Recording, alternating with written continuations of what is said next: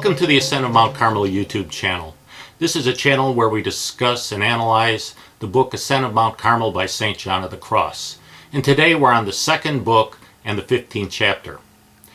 In this chapter, St. John tells us that as we're beginning to experience loving general knowledge that we discussed in the previous installment, that there's no hard rule that we must never again use meditation or the imagination.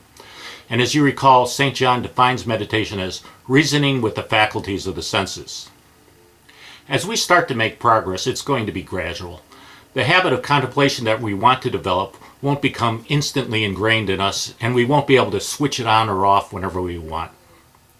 Now, if we've experienced some of the signs that we're ready to put aside the imagination and meditation, but our souls aren't totally occupied by contemplation, it's okay to employ a hybrid approach to transition ourselves. And until we reach the stage that we aren't able to meditate or don't have any desire to do so, we'll sometimes use one approach and sometimes use the other. Early in this stage, we're going to find that in order to reach the contemplative state, we'll probably need to start by making use of meditation quietly and in moderation. It'll sort of be like warming ourselves up. God will communicate himself to us in a passive manner. We will then likely slip into contemplation.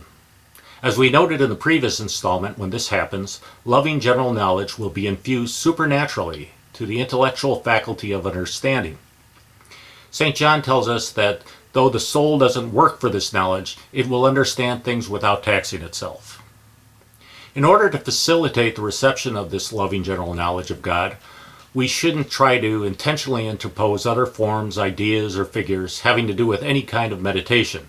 During this stage, the will of the soul may desire to understand and consider particular things, but no matter how spiritual those things might be, this could obstruct the pure and simple general light of the Spirit. It'd be sort of like setting clouds in the way of our vision.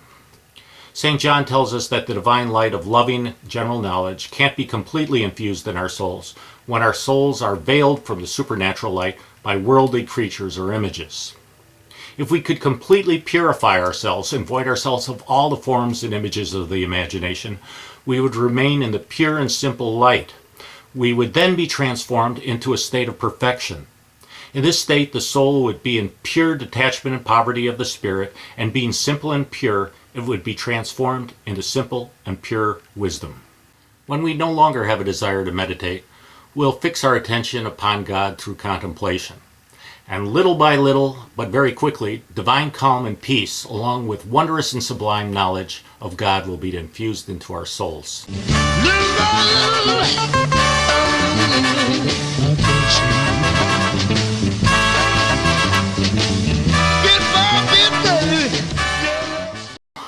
Be still and see that I am God.